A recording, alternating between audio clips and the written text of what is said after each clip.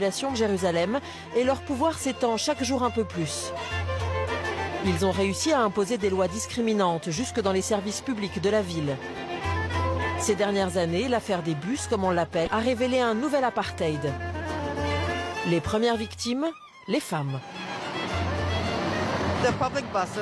Ce sont des bus publics et je ne pense pas que les femmes soient des citoyennes de seconde classe. Elles n'ont pas à s'asseoir à l'arrière. Les hommes devant, les femmes derrière.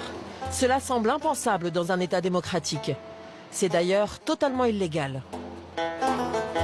Nous montons dans le bus numéro 40, là où tout a commencé. Aucune consigne n'est affichée. Pourtant, nous allons découvrir comment la ségrégation s'applique insidieusement. Nous dissimulons la caméra, nous nous asseyons à l'avant du côté des hommes. Rapidement, notre voisin nous interpelle. Tu dois aller à l'arrière du bus. Pardon ? C'est un bus séparé. Je dois aller à l'arrière, mais il n'y a pas de place où s'asseoir à l'arrière. Tu dois aller à l'arrière parce que c'est un bus religieux. Mais c'est la loi ? Oui, dans ce bus, oui. Sinon, les hommes risquent de s'énerver contre toi. Les hommes vont s'énerver contre toi. Donc je dois aller derrière, c'est ça ? Oui, tu vois la deuxième porte là, et ben tu vas derrière. Où tu veux, mais tu vas t'asseoir derrière. Pour mettre fin aux explications, il nous accompagne à l'arrière. Ce système injuste ne cesse de se développer. Il y a 10 ans, ces bus n'existaient pas. Aujourd'hui, 56 lignes imposent cette ségrégation. Lorsque nous descendons, 3 soldats qui ont assisté à la scène viennent vers nous. Tu t'es assise au milieu de la partie des hommes. T'as eu de la chance qu'ils ne t'aient pas frappé. Pourquoi ? Vous pensez qu'ils auraient pu me frapper ? Oui, oui, je l'ai déjà vu plusieurs fois. C'est notre monde, tu sais, c'est dingue parfois, mais c'est comme ça. Selon un sondage réalisé en 2009, 90% des Juifs d'Israël, dont 81% d'orthodoxes, sont contre cette ségrégation. En juin, la Cour suprême doit rendre une décision sur le maintien ou non de ces bus. C'est ici que j'avais pris le bus. Cette ségrégation, c'est le combat de Naomi Ragen, l'un des écrivains les plus célèbres du pays. Elle a été victime d'une agression sur cette même ligne de bus pour avoir refusé de s'asseoir à l'arrière. Féministe d'origine américaine, elle est aussi orthodoxe. Pourtant, elle est la première à critiquer la radicalisation des religieux. Les gens sont forcés d'aller s'asseoir à l'arrière. En plus, si vous portez un pantalon par exemple, on va vous dire « descendez du bus ». En entendant Naomi Ragen, un jeune militaire ultra-orthodoxe ne peut s'empêcher d'intervenir. Mais qu'est-ce qu'elles cherchent, les femmes? À exaspérer les hommes? Quel est leur problème? Elles peuvent pas s'asseoir à l'arrière? Mais ce n'est pas leur problème à elles. Si un homme est dérangé, c'est son problème à lui. Dès que quelque chose vous dérange, c'est toujours la faute des autres. Non, c'est votre problème. C'est votre problème à vous.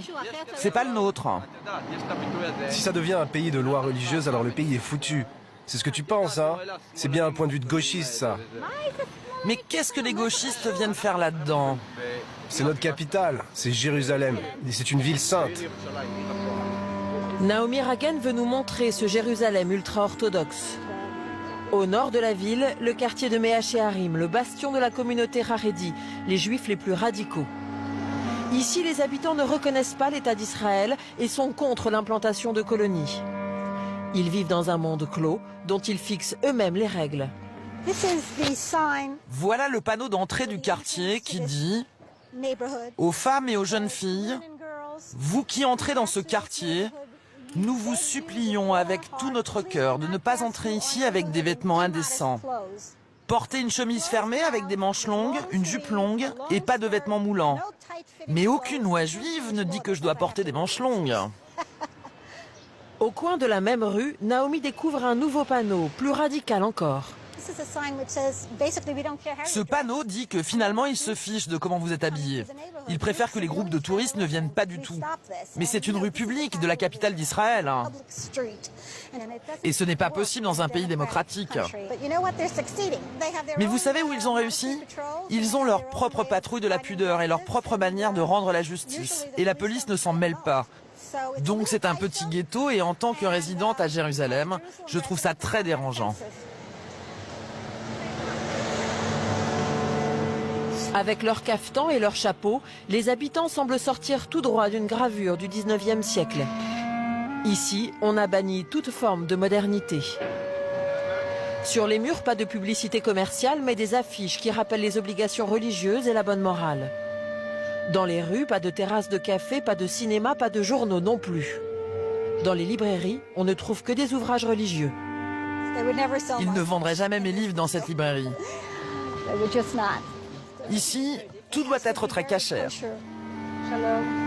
Naomi Ragen a raison. Dans cette librairie, on ne trouve d'ailleurs aucun roman.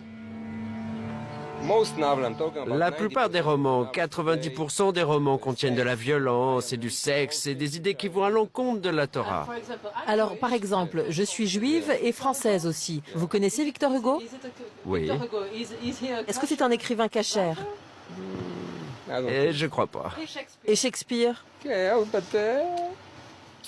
Non plus. Ce qu'ils ont écrit ne correspond pas à la Torah. Je ne dis rien contre eux, mais bon, c'est juste différent. Si une librairie dans ce quartier commençait à vendre du Victor Hugo ou du Shakespeare, quelles seraient les réactions? D'abord, ils n'en vendraient pas. D'accord, mais imaginons. Et après, il y aurait des manifestations. Vous pensez? De quel ordre? Et ils viendraient ici avec des pancartes, nuit et jour.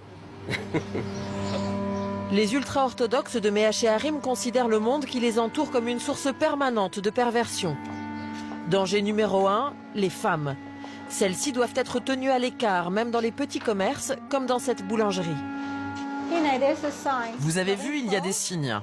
Un pour les hommes et un autre pour les femmes. C'est pour le vendredi quand il y a beaucoup de monde.